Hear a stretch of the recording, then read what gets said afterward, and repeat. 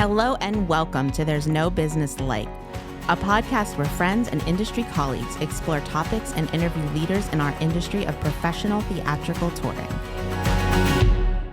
Hi, everyone. Welcome to There's No Business Like. We're so excited to have you join us for today's episode, an interview with the magician and actor Max Darwin. I'm here with all of my friends. Everyone say hi. Danielle. Hey, it's Danielle Van Hook from the Alden in McLean, Virginia. Josh. Josh Benson from Marion, Illinois, the Marion Cultural and Civic Center. This is Kevin Maynard from Quad City Arts. And Brian. Brian Zelmer from Kutztown University in Kutztown, Pennsylvania, now part of the Quad Cities. And I, of course, am Katie Miller, Senior Manager of Community Engagement at the Midland Center for the Arts in Midland, Michigan. So we are going to talk with Max Darwin today. He is a wonderful magician and actor. You might know him as the Amazing Max. He does a touring magic show as well as a show in New York City, which we're going to get into as a part of the interview. But I wanted to ask you all to kick off today. Is there a specific moment or influence from when you were young that led you to your career today? Without a doubt, yes. Yeah, when I was in 8th grade, I quit playing football. I played football for 3 years, absolutely loved it. And then for a whole slew of reasons, I stopped playing. And because of that, I had free time. And at around the same time, the high school where I grew up needed guys for the musical Cinderella. And so I had spare time, so I did it. And it is a direct correlation to where I am today because I met a woman by the name of Stephanie Adams, or I guess now it's Stephanie Taylor. And she got me into everything theater related. And quickly I realized like the impact the arts had on my life and how I wanted to like share that impact with other people. And so that's what really led me to what I do today. Danielle, how about you? Yeah, so I was 9 and there was a theater in our town and they put an ad in the newspaper of which I used to read. It was for a theater camp that was starting in the following week, but you had to be 10. And I begged my mom to call and see if they would admit a 9-year-old, and they wouldn't. My mom was like, she's never said anything about theater before. Like, I'm not going to pay for this. She's going to go once and not want to go. And so she just said, you know what, cut it out, save it, and then we'll ask next year when you're 10. And I was like, all right, cool. So I cut it out and I put it on top of my dresser. And like throughout the year, I watched it turn from like newsprint to yellowish. That May, I brought it back. I brought this tiny piece of paper back to her and was like, okay, I'm ready. And was just floored. And then that experience just changed my brain. This is an incredible thing to do. Josh. I have vivid memories of playing one of the Three Blind Mice in 2nd grade and like absolutely loving it. Like I remember the scenery. I remember everything. It's such a vivid, like imprinted memory. I had just transferred from a private school to public schools, and it was the first thing that I like loved doing, going to public schools that year. Fast forward just a year after that, at the age of 8, I started running sound for my dad's band. And so I started getting into the tech world at the age of 8 and have never looked back since. We had this crazy thing happen my 8th grade year of junior high. The ceilings collapsed in our junior high due to a roof leak, and they were all filled with asbestos. And so all the grades in the junior high got relocated for the rest of the year. We got relocated to the high school, and so the speech and theater team let any kids get a taste of theater do like a volunteer theater class that year. That's the only time it's ever happened, and I fell in love, and I've never looked back. Brian. I grew up in a very musical family on my father's side. My grandmother was a professional opera singer, and my grandfather was a Juilliard singer who did a lot of crooning and stuff back way before I was born. In fact, before my parents were born. But we had a lot of large family gatherings, and we'd have sing-alongs every time we got together. My aunt who was a pianist, who graduated, with her master's degree in piano studies, would always jump on the piano, and somebody would bring out some guitars, and there'd, be all kinds of music happening, and the kids would get involved too. And I remember when I was about 5 years old, we were the first people I knew, and family or friends or anywhere, to have a VHS camera, and we then turned those big sing-alongs into making our own version of the Gong Show, where everybody performed a skit. Some people sang, some people did something funny. I remember my cousins would do karate. There would be everybody would get involved, and so I just it's always been part of my life. But I do remember the first time going to a professional. Well, two times around the same time when I was in about first or second grade. I had a school trip to see the Ringling Brothers and Barnum Bailey Circus at Madison Square Garden, and that's imprinted in my brain. Just the spectacle of it all, and the energy and the excitement. And then there used to be a TV show, a kids TV show. It was called The Magic Garden, and it was these two ladies that sang songs. It was just very musical, and I got to see them live in a concert, and that was I think it was my first concert, and I just really was hooked by that experience too. So I guess if I had to pick, it would be probably the circus and that concert with the Magic Garden ladies, Paula and Carol. Thank you all for sharing that. I really enjoyed hearing everyone's origin stories. So for me, I certainly had some really formative experiences that pushed me in a theater performance direction when I was young. But in terms of my administrative career, I really think back to this moment when I was in college. I had gone in, I was studying political science, communications, and theater, and initially wanted to, be on a performance track, but my professors were really pushing me into a stage management, direction, production track. And they said, you should stage manage Metamorphoses by Mary Zimmerman, which if you know that play, it's very short. It's about 70 to 80 minutes. It's staged in straight through. So I was stage managing this play for the first time ever, stage managing hundreds and hundreds of cues in a 70-minute show. It was 600 plus cues I was calling in a 70-minute show. So you can imagine how stressful that was. And my professor, Stephen, had brought in a lighting designer from Milwaukee, a professional LD, to light the show because it was kind of a really big production for us. And when all was said and done, when he had done what he needed to do and we were moving into shows, I came into the booth one day and there was a sticky note on my stage management binder that said, "You're a rock star. You should do this for a career." And that was it. It was oh, wow. That was the validation and the reinforcement I needed to know that I was really good at kind of the organizational side and the creative side of this industry. And I think that was a really pivotal moment in me thinking, oh, I can do admin as a career. I don't have to be a performer. I can do more of the creative side, more of the administration side.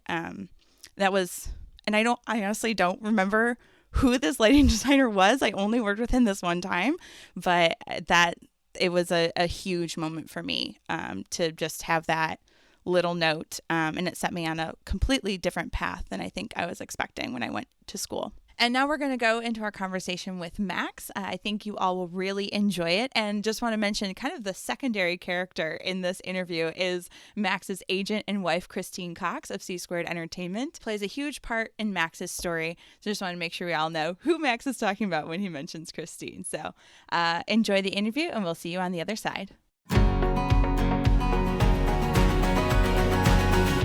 Hi, my name is Max Darwin. People might know me as the Amazing Max. I've had my own off-Broadway magic show for 11 years, and we also toured around the country to theaters of every shape and size, including Midland, Michigan, where I know the beautiful and talented Katie Miller from. Yes, absolutely. Well, welcome, Max, to There's No Business Like. We're so excited to have you with us. Thank you, Katie. And we do know each other actually because we have worked together. The Amazing Max show was my very first presented show when we came back from the pandemic. It was my second live show. It was so great for everyone to be back together, feeling excited to be at a live thing again, not in their backyard. Exactly. It was an amazing feeling. And our venue was so grateful to have you as our first live show kind of back in person. And we had little kids, we had adults without kids, we had families of all generations, grandparents. Really excited, like you said, to be back together in a really kind of cool setting that we had created in the front of our venue here in Midland, Michigan. It was very smart of you guys. It was very smart thinking and planning. Not everybody, I'm not putting anybody down, but not everybody thought outside of the box like that. A lot of people just said, I've just got to wait this out instead of what can we do? with this downtime. Let's start with your origin story. I really want to know how you got into magic, how you got into performing. Where did you come from, and how did you get where you are today? So I grew up in Washington, D.C. When I was a kid, my parents were street performers. And when I was born, I was quickly shuffled into the act. My parents' act was called The Wonder Company, and they were mimes.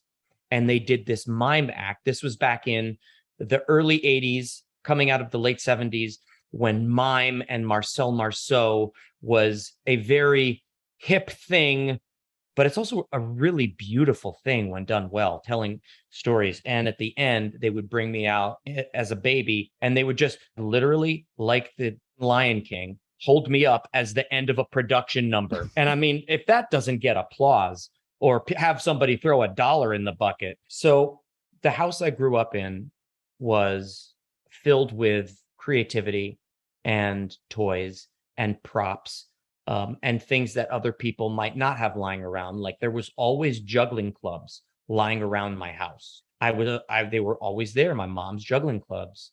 And my dad grew up in Dallas, and there's a great old magic store in Dallas. I hope it's still open, called Douglas Magic Land. Young people today might not remember Mark Wilson, but Mark Wilson was a very famous magician in the 70s and the 80s. And when my dad was a kid, he would go to this magic store, and Mark Wilson was the guy behind the counter, and he would show my dad tricks. So my dad grew up with this love of magic, but never was a magician, just a love of magic, and had some magic tricks. And my dad would do some magic in their act. So when I grew up around this stuff. I was also fortunate enough that in DC, it's now sadly closed, but there was a wonderful brick and mortar magic shop called Al's Magic Shop. When I was like 4 and 5 and 6, my dad would take me to this magic store once a week or so. And this incredible guy, Al Cohen, who lots of magicians call the greatest demonstrator in all of magic shops ever. I mean, the guy was amazing. You walk into this place that might as well be Willy Wonka's chocolate factory. Yeah. And there's like a skeleton hand coming out of the wall, and there's a $50 on the floor that you can't pick up because it's glued down, but you see it and you try to pick it up every time and you can't get it. And he would stand there and he would show me every trick that existed. Amazing. That was my intro into magic tricks and being fooled, and that feeling that we get as humans when we're fooled in the best way, in a joyful way, not I stole your pocketbook way. I never thought that being a magician was a job until somebody paid me to do it. I always had a deck of cards in my pocket or in my backpack. I was always happy and excited to show someone a trick if it felt appropriate. I wasn't the guy that would walk around and be like, hey, you want to see something cool? But if we're talking and I have a brand new, amazing brain buster and just very organically work it into hanging out with my friends, I would always do that. I went to acting high school in DC. I went to Duke Ellington School for the Arts, an awesome school. I'm so grateful. It had such a huge impact on who I am. There's actually the Netflix special on right now where Dave Chappelle talks to my high school, because he went to my high school as well a few years before me. I went there for theater because I was like, you know what? I'm going to be an actor. When I found out in middle school that there was a high school you could go to and study acting, I was like, yeah, what an amazing opportunity. I was like, I didn't know that existed. That was a moment of wonder. And I went and I auditioned and I got in. You had to audition to get in. And they had an amazing music program and dance program. And it was just this environment that fostered community and creativity. And we would go to the music shows and the dance shows, and they would all come see our plays. And it was this just beautiful ecosystem of art. And the natural progression was, well, if that works and this is fun and I'm going to do this, I think I want to do this with my life when I'm like, I don't know, 16 or 17, I'm going to go to college for it too. So I auditioned for schools and I got into the one I wanted, which was SUNY Purchase. I went there and I studied acting for 4 years. And it was in college when I conveniently was dead broke. Someone asked me if I wanted to do a kid's birthday party, do a magic show. And I was like, of course I do. Of course. Why not? The catch, Katie, is that I did not have a kids' magic show. So, I had a deck of cards in my pocket, and I could actually shoot a fireball out of my sleeve. And I also, like every magician, had a box or a drawer filled with props that I have never used but insisted on buying. Like, magicians are hoarders like this. We see something incredible and we will buy it, not knowing how we're going to use it. I put together a kids' magic show with the things I had, and I love children. And I quickly realized I loved performing for children, and that the sound of a group of children laughing is like the best sound ever. Not just laughing, but like crying, laughing, like a group of children hysterically laughing. I did one show. Two people from that show asked me if I would do other shows, and it spiderwebbed out from there. And all of a sudden, in a year or two later, I was doing 300 shows in a year. I would do 2 to 3 shows every Friday, Saturday, or Sunday. So I do about 6 a week. Wow. Each of them is 45 minutes. And the way I made a good show was 5 to 10 minutes at a time, one routine at a time, until I had an hour. And then I took out the least funny or fun or interesting 15 minutes. And by sucking that part out, then you end up with a pretty solid 45 minutes. A big part of my job as a person who works with kids often is conditioning the audience. I call it audience conditioning, letting them know what game we're going to play. We're going to play a game today, everybody. It's called Magic Show. It's where you sit in your seat. But if you're raising your hand and smiling really big, maybe you get to be a part of the show. And if your grandma is holding your arm up and your face doesn't look like you want to be a part of the show, I'm not going to make you be a part of the show. So don't worry. I feel like that's a really good lesson for other artists in terms of audience participation and how to do it and how not to do it. Yeah, there's different schools of thought on it, but in my show, I pretty much know for each part of my show, wherever my show is at, because it changes yearly. But I know basically for each part of my show what kind of kid and what age of kid would not only be good for that routine, but would also feel a really good sense of success at it. Yeah, you have to know the target and who's going to react best. Every single person that comes on stage with me is a loose cannon. I mean, you have a kid, we were just I do. talking. You said he was at soccer and then he turned into a motorcycle and was running around making motorcycle sounds. Like, I love that so much. I've had stuff like that happen on stage, and I will never tell them to stop it. If anything, unfortunately, the show is going to run a few minutes longer, because if a kid wants to be a motorcycle, well, we're about to talk motorcycle kids. I mean, like, I might do it with him, or if a kid starts to do a fun little dance, I'll stop everything and I'll say, wait a minute, hold on, do that again. They'll do it or they won't. If they don't want to do it, I'm not going to make them do it. But 9 times out of 10, they'll do their little funny little dance again. And then I'll say, hold on, did I do it right? And I'll do it wrong. And they'll say, no, do it like this. Or I'll say, you guys don't want to see Henry here do his dance again, right? And everyone will be like, yeah, we do. And I'll be like, Henry, if you do it one more time, they'll go crazy. The kid feels like a hero. Yeah. And it took 30 seconds or a minute. And then we go on with our show, and some magic happens in his hands in a moment. That's so cool. That's what great validation, especially for youngsters that maybe are a little nervous to get on stage, have never done something like that before, to have an interaction with a professional performer like you, and then have great audience reaction. Yeah, totally. That's one of the things that I am confident in is audience conditioning and control. I've just had to do it so many times over the years. I mean, the way you get good at anything, this is going to be corny, but is by doing it a million times, right? Like, that's how you get really good at anything. I've done plenty of shows where there's no kids there. I just love it when they are, because it's so funny. It's just so fun. I like to think of it like a Pixar movie. I would hope that the parents are excited to go to my show, which they usually are, because they know that they're not going to be checking their cell phone in the middle, because it's going to be ridiculous. Because just like Pixar, half the jokes are for them. Right. And frankly, I think they should, because they bought the tickets and they should have a great time too. It shouldn't be like, there's no pandering to children whatsoever, because children are smart. They're smarter than a lot of people give them credit for. I Absolutely. think a lot of performers give them credit for.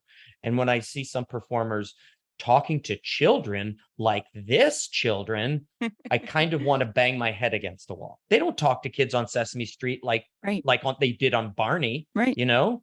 They ask the kids questions. Yeah. Elmo's like, "Hey, how was your day? What are you doing over there?" "Oh, Elmo, I'm doing this." Right. It's a normal conversation. It's not patronizing in the least. It's not patronizing in the least. There's a beauty in talking to a 5-year-old and keeping things really simple and asking them what they want to be when they grow up and having them tell you they want to be a truck. Well, if you asked my son, he currently wants to be a garbage man. A very popular answer because the garbage truck is a mystery machine. I love this attitude that you have regarding working with kids in particular. I do a lot of youth and family presenting. And so working in that space, I'm always looking for artists, performers that have that same attitude because like you said, I don't want my audiences to feel patronized, kids or adults. And I think it is equally important that whatever the art form is, it is tailored for kids, but there's enough there for adults that they are equally engaged and entertained, right? And if they're completely bored out of their minds, that's not a great experience for them. And that's not great audience development, frankly. They're not necessarily going to come back if the artist I've brought in is not tailoring the work or really paying attention to who is in the audience. Yeah. You get to a point in your career where you sit the show down and you're in New York for 11 years. So how did you jump to that point being off Broadway and run for that long? I graduated from college with a BFA in acting, and I was fortunate enough to graduate with an agent and a manager that I signed with right out of college. So I was immediately auditioning in New York City. 20 years ago, if you wanted to be an actor in film and television, you kind of had to live in Los Angeles or New York City. That's where the heads of all of the major networks were when cable was still burgeoning. So I would audition during the day. All of my gigs would be on weekends. And so I would be in the tri-state area. In spring of 2011, I wanted to propose to Christine, and I didn't have the savings to get her a ring. But I knew that I've been tired for a long time of running around with my suitcase. I asked myself, what do I have that I can sell? Once or twice, I had done a show with a theater and split the box office with them and having a ball because I had a stage with lighting. Instead of me going to the people, I thought, how do I get the people to come to me? So one of my long-term clients and friends ran a theater, a small theater behind Lincoln Center called the Manhattan Movement and Arts Center. I asked if I could rent the theater for 2 weeks. She immediately saw what I saw because she'd seen my show a million times. I'd been at her house, at her beach house. She knew the value of what I was trying to do, and she helped me originally produce it and pay some money towards a little advertising. But I literally walked into a theater and I asked if I could rent the theater, and they said yes. And I think the good lesson there is don't be afraid to straight up ask for stuff. The worst they could say is no. We could get butts and seats for 2 weekends, easy, sold out. I knew that, especially once I told people I finally have my own show. All of my private clients would come. Then that 2 weeks turned into 2 months because it was just going so well. We extended and no one else needed the space. And that 2 months turned into 9 months. Wow. We started in October, we ran up to Christmas. And then the week between Christmas and New Year's was bonkers. Every show sold out, 2 show days. Families needed something to do. That's exactly right. Everybody's out of school. Nobody knows what to do because it's freezing outside. So we did it for 9 months before we took a break, fully intending to come back the following fall. And we did a couple shows on the road. Again, one thing turned into the next, and that became a big part of our income and business. It was touring on the road as well as sitting down in our home in New York and having our show running, which as someone who had ran around for a decade and a half, both with a car and without a car, driving from New Jersey to Long Island to Connecticut, all over, and having amazing times, performing for wonderful people, giant events, tiny events, everything. I've done shows for 1 kid, 3 kids, and 3,000 kids. And you learn something new with each one of them. So not at all complaining about being a gig worker and working gigs as a magician at all. But being able to get in a cab and take that cab to my theater. Oh, that felt so good, Katie. And I could keep all my stuff there. Oh, that felt so good, Right. Katie. I Yeah. originally walked into that theater with my kids' magic show, right? That I would do at a corporate event or a private party or a birthday party or whatever. And I walked in and I said, just turn the lights up. Do they flicker on and off? Can you do that once somewhere? I didn't have a lighting designer. Over time, I added in an actual stage manager and I added in an actual lighting person. Hmm. But, I was using what they had in the space. Part of my experience of throwing myself into doing a show off Broadway and selling tickets through a ticketing service and advertising and marketing has been knowing how to be flexible and not be rigid in my process. No two theaters are the same size and shape, even if they are close.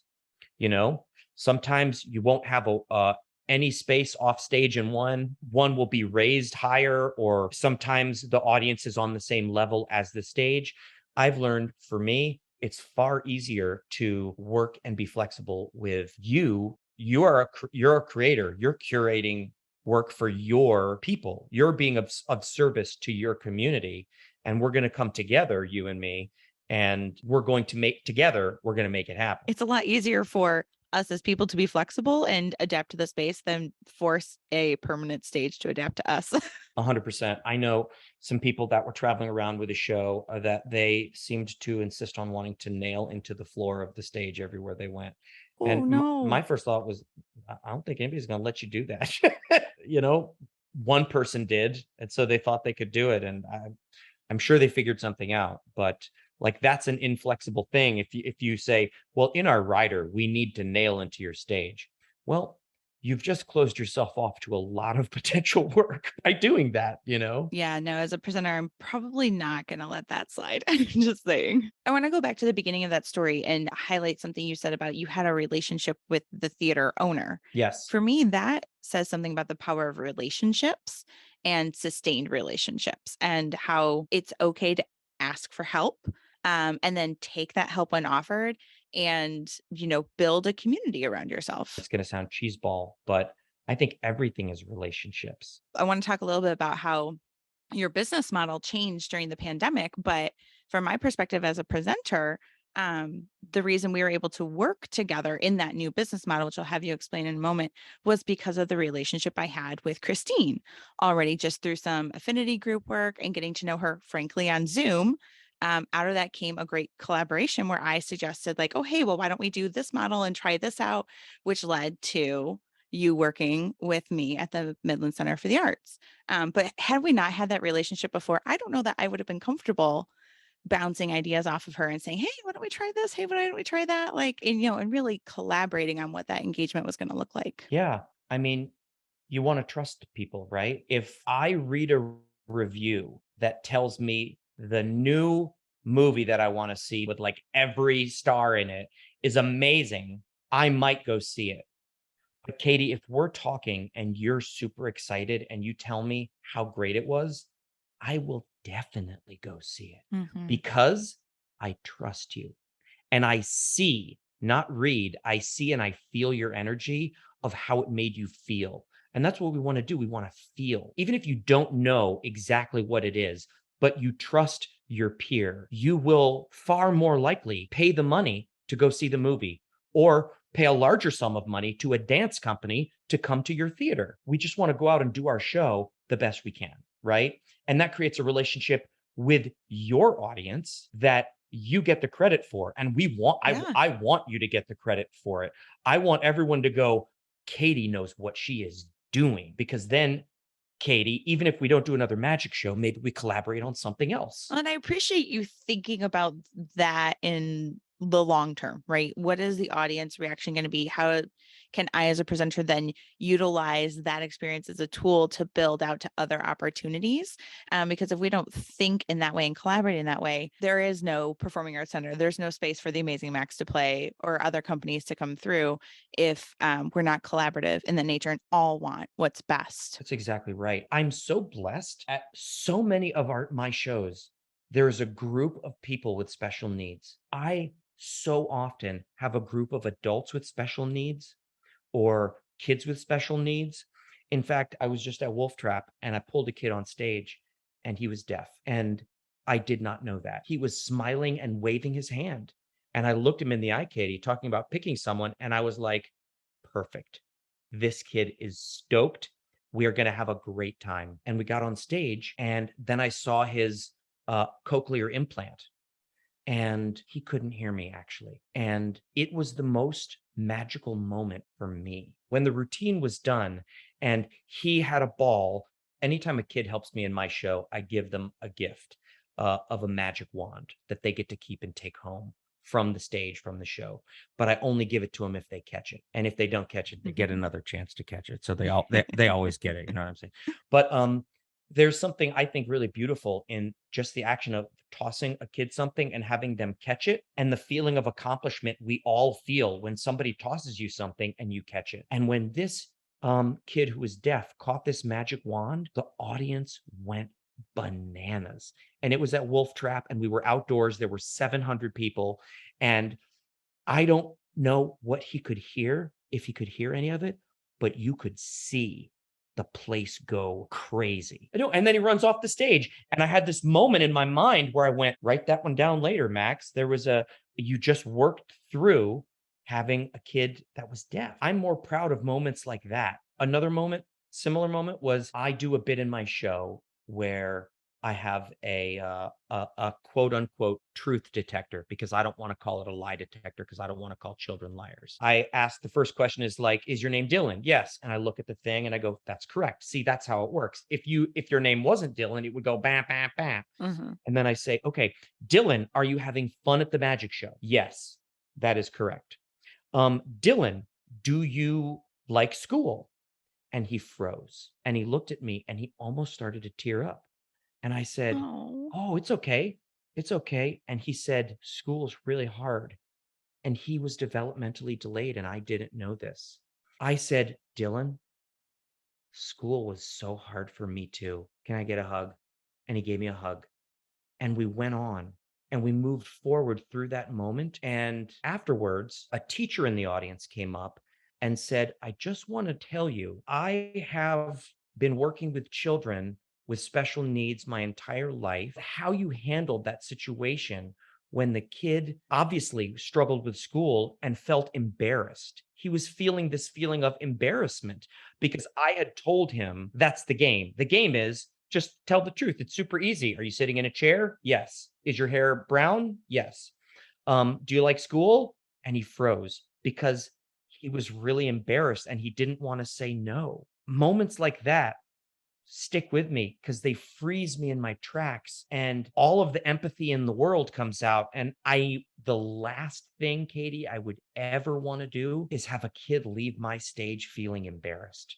That is, to me, that is the worst thing that could happen. I de-escalated it with empathy and love. If that kind of thing is what my job is, I feel like I'm winning at life. Like that's the reason I still do this because that wouldn't happen at David Copperfield's show, but it happens all the time at mine. I really love this idea of magic being such an accessible medium of communication and art. Listen, you never know who's in the audience, right? It's true. And a lot of my work centers around community engagement, outreach, and that's kind of a separate conversation in terms of barriers to participation and figuring out how to build those relationships. So just to know that an artist like you is thinking actively about that and is really willing to go that extra mile and figure out how to better connect with the community is really encouraging. I love to do it. So I want to go back to kind of come full circle on this conversation we've been having, going back to your initial question saying,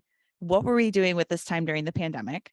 and bringing in a little bit of that access conversation we were having, you had to change your business model pretty dramatically starting in 2020.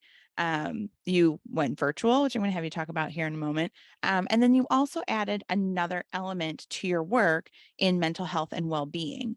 Again, kind of drastically different than doing a magic show. So I'd love to hear a little bit about how you changed your model and what came out of that pandemic period that you're now taking with you moving forward. I had taught magic before many times to many kids, and I never loved it because magic takes a certain amount of focus, which is something I'm not good at. And I'm going to get to that in a moment when I talk about mental health, because I have ADHD and anxiety and depression, and it is something I've struggled with my entire life. And when you see me on stage, you might never think it. But in my daily life, I'm not the character in the movie. I'm the actor. I'm the magician. I'm just Max. When Broadway shut down, Christine and I were in New York, and we knew if that happened, that was probably the most dramatic thing I could ever think of happening in New York City, is all of Broadway closing down. We were standing in her office, and we knew at that moment that just like every other artist that was touring that year, all of our shows were going to be canceled. If they're closing Broadway, they're closing everything. Christine said, okay, here's what we're going to do. You teach magic virtually, and I'll send out an email blast to our email list. That was one of the things we had. Over the years, doing a show for that long, we have a big email list of people that have come to the show. And also, all those fans from when we started the show that I mentioned, that I was like, I know I can fill 2 weeks of people, because just like we just had relationships, right? So Christine said, you'll teach some magic, and we'll make it really accessible price. I forget, I think at the beginning we were doing $25, $30 or something for a 30-minute magic lesson, one-on-one with Max. Or if you have 2 kids or 3 kids, whatever, it doesn't matter, screen to screen, And I said to her, okay, of course I'll do it. I don't think that's going to work. And she sent out an email list on Sunday morning, and within an hour, 5 people had signed up. And by the end of the day, 25. And that first week from when she sent it on the email on Sunday, the email blast, I did 80 magic lessons that week. Wow. That's a lot of magic lessons. Yes. So what does Max learn? Just listen to your wife, Max. just stop arguing. The next week I did another 80. And then the third week I did 100, just out of pride to see if I could hit 100 in a week, right? Just me being overconfident.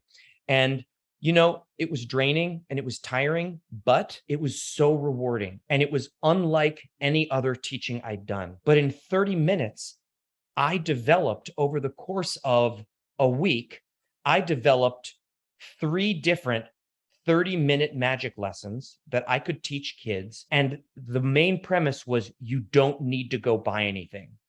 Everything is in your house. I want you to go get a $1 bill, 2 paper clips, 4 coins, a pencil, and a deck of cards.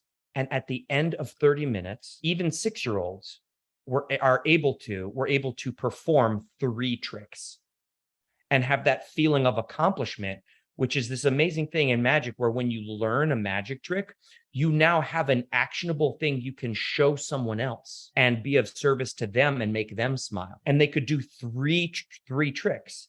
And I would say, you know what it's called when you do 3 tricks? And they'd say, no. And I'd say, it's called a show. You now have a show. Go show someone in your house. By the following January, I'd done 1,700 magic lessons. In addition to those lessons, then companies started calling and saying, can you, everyone's still working remote. Can you perform for our annual meeting? Come and teach everybody some magic. It was a ball, because not only am I teaching everybody, I'm also doing a show.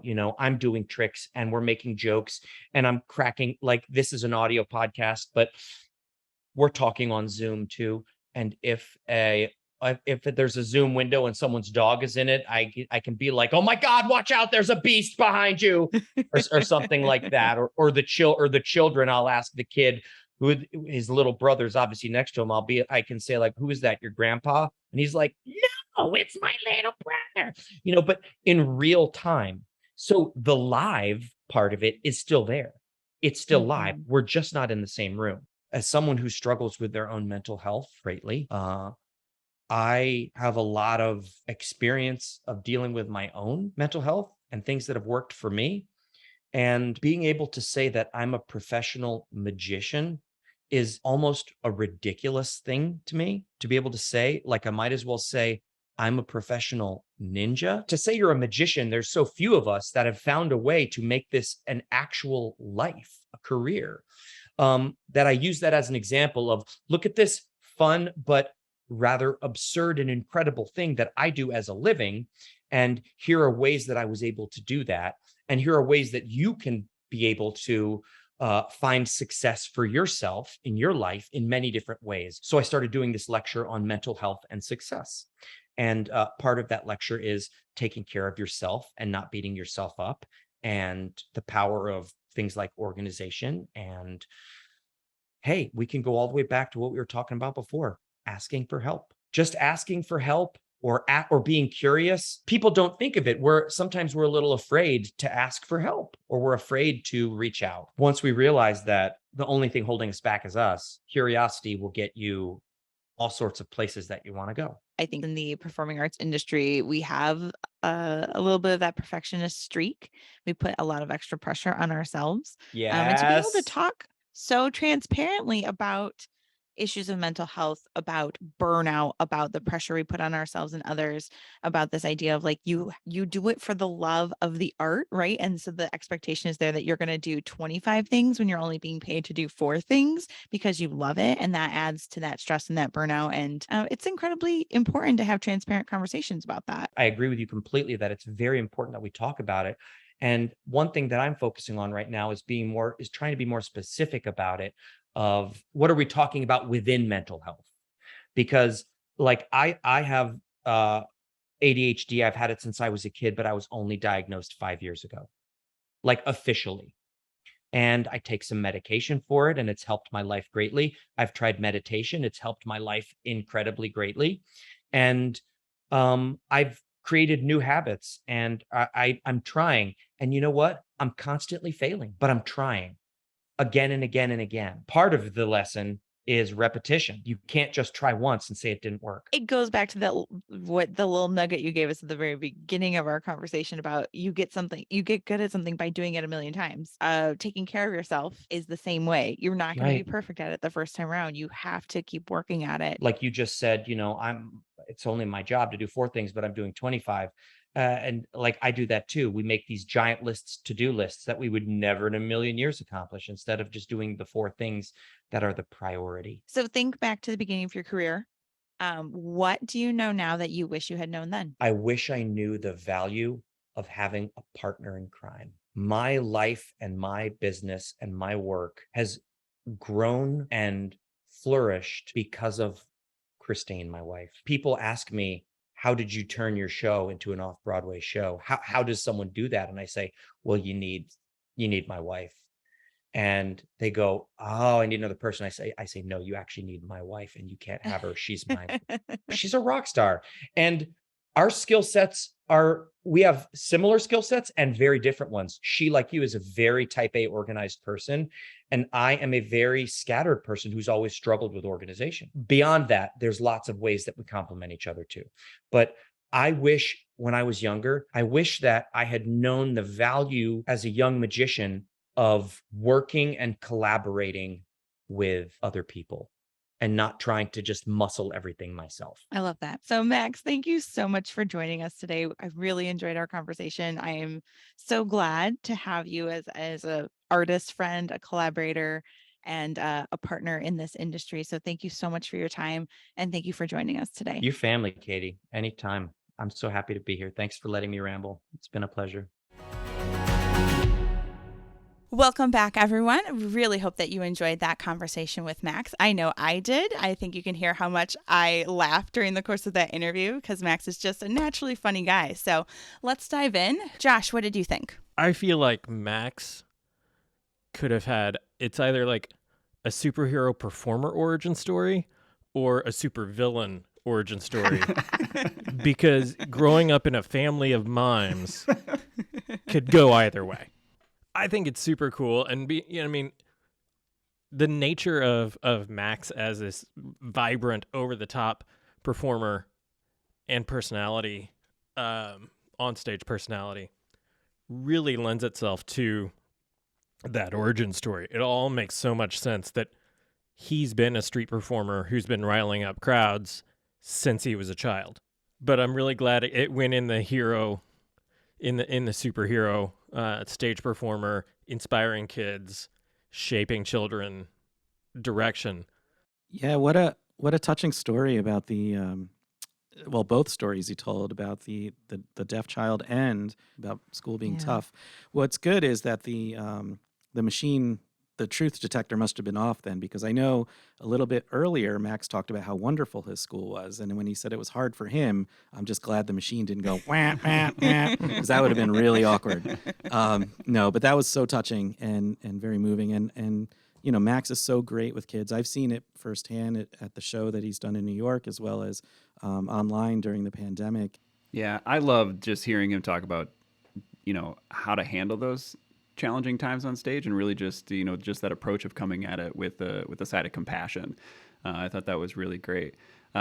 My team at Quad City Arts, like right at the beginning of the pandemic, actually brought in Max to do a Zoom magic lesson. So we got to send out, the paper clips, the pencils, the cards to the team, and then he came on and taught us all magic, and it was really great. I mean, because it was like for the first time, like I watched all of my teammates just light up like they were children again, and it was really cool. I mean, so it was just one of those things that sort of transcends age and ability, which is very cool. Yeah, he introduces himself as a magician and an actor, but Max's superpower is communication. Whenever he speaks to anyone during a performance, he is so deeply engaged that you feel so validated as a human being, no matter your age, at any point during that show. I love his openness about mental health too, and what he's doing now with those talks. Many of you already know, but for those that don't, my wife has dealt with major depression, and she was also in a car accident and had some brain injuries. And we learned pretty quickly that there's a major stigma all around mental health and disabilities, and people feel awkward talking about it. My wife is very open about it, and so just like Max, because we think the only way to combat that stigma is to let people know that it's more common than they think, and that it's okay to talk about it, and that they're not alone in this, and that there are people there to help and want to help and can help. So it's so important. I agree with you, Brian. I really appreciate Max's openness about that. And I think sharing personal stories is the best way, honestly, to break down that stigma. Coming out of the last 2.5 years or so, we are having a lot more conversations about this as an industry, but there's a lot of ground still to make up. But I do appreciate Max's approach to it with humor, right? With that lightness, helping make people feel comfortable about it. But it honestly, coming from a male perspective as well, I think it's maybe sometimes a little bit harder for men to talk about that. It has not been culturally acceptable for a really, really long time. I mean, it seems so like effortlessly happy and upbeat at all times, and sort of realizing that, people are really good at hiding that. And so to have somebody to acknowledge the fact that, sometimes that's the outward persona, that sometimes things aren't okay inside. And I talk about burnout a lot. And I think it's because I myself am struggling with burnout, and I myself am, I'm struggling with, the things that come with that, the anxiety, the depression, the being unsure.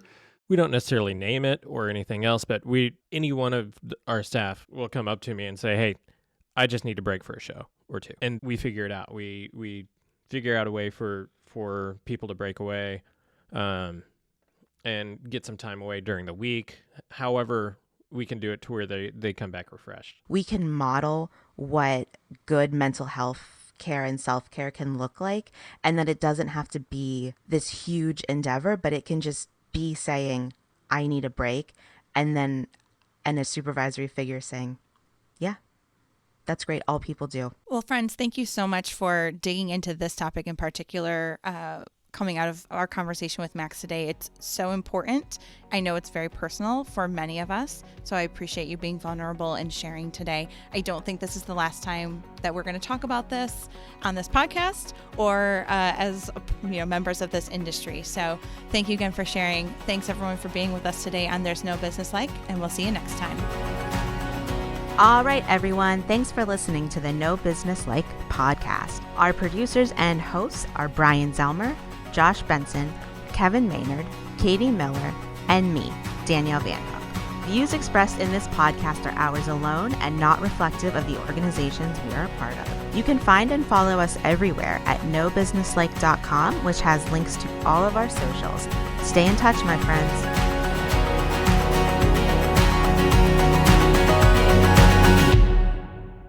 Did you have a chance to think about it? I didn't read it. I was driving when you sent it in an orchestra concert. I totally forgot you sent it until just now.